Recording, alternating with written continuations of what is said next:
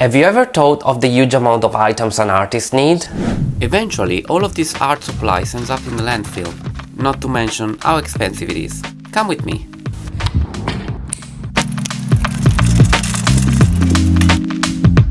We all know how hard it is going in an art shop and refrain to buy the whole store. Luckily, I have the solution. I'm Josert, an illustrator and an art tutor, and today I'm gonna share with you a few tips on how to recycle as an artist.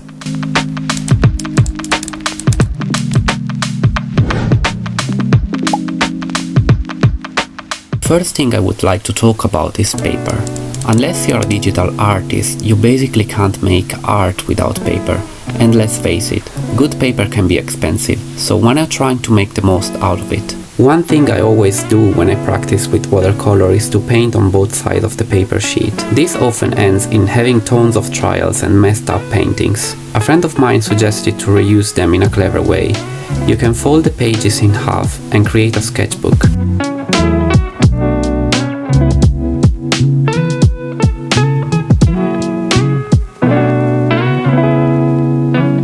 You don't necessarily need to stitch it properly. You can use a stapler instead. Even if the paper is not blank, you can still use gouache, acrylic or any other opaque medium to paint over it. Overpaint is often used to recycle canvases as well. Like this study of a skull, I painted over something else. I bookbinded this sketchbook a few weeks ago after watching Wicked the movie, and I loved it so much that I decided to create a sketchbook just for these illustrations. It's really basic and the quality is not the best, but I made it in about 1 hour because my intention was to use it just for practicing gouache. For the cover I used a piece of cardboard I took from an old paper pad.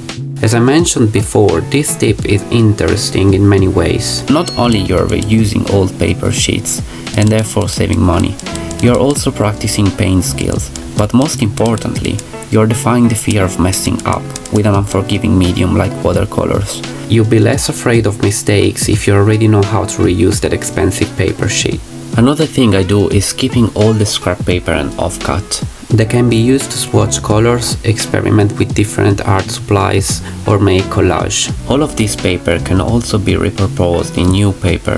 I've never tried it before, but if you're interested in a paper making video, let me know in the comments. Next topic is palettes.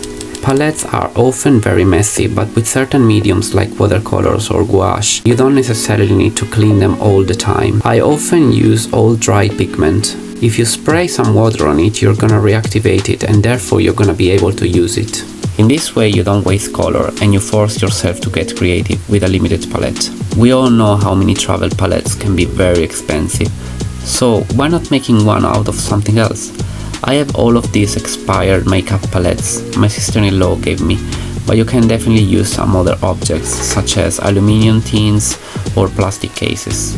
This one was quite tough because of the mirror glued on it, but with a little bit of patience and of course protective gloves, be safe guys, you can remove the mirror, put some PVA glue in order to isolate the sticky part, and you're gonna have a palette. I made this little one a few weeks ago and I love it because it's super compact. And the fun part is that you can personalize it based on your needs. Another item we can use as a home palette is glass. I had this spare one from an old frame and I'm currently using it to spread acrylic for linocut printing. As you can see, nothing goes wasted. You can use old t-shirts or whatsoever clothes to create pieces of fabric to dry your brushes or even clean your desk. I'm actually using these t-shirts from which I cut off the sleeves, and I'm using those for my paintings. To store files and old sketchbooks, I crafted a file holder out of cardboard boxes, while this old chocolate cigar box became my small sketchbook divider. You can also have a look on second-hand store, as sometimes it's possible to find some alternatives. Majority of the things you can create yourself, like this board for my iPad. I think that drawing with iPad for a long time is quite tiresome for my wrist because it never touched the table and you have this awful gap. So I've seen a lot of artists online using this product in which you can place your iPad and make the whole surface even. But it was like $100, so I decided to make my own by sticking 4 wood pieces on another board, and by doing so I basically created a similar product for like $15 of materials. In In conclusion, all of these practices can have a positive impact on the environment, can help to save money, and can also be an interesting way of exploring our creativity. I believe the art community should be more involved in recycling materials. Start changing today, and instead of buying new, ask yourself, what can I do to make use of the things I already have? I really need to buy it, or can I make it myself? Go, be creative. Once again, this is Juzart, and if you find this video useful, like and subscribe to sustain my channel. And drop a comment to let me know what's your way of recycling as an artist. Thanks for watching, and I'll see you on the next video.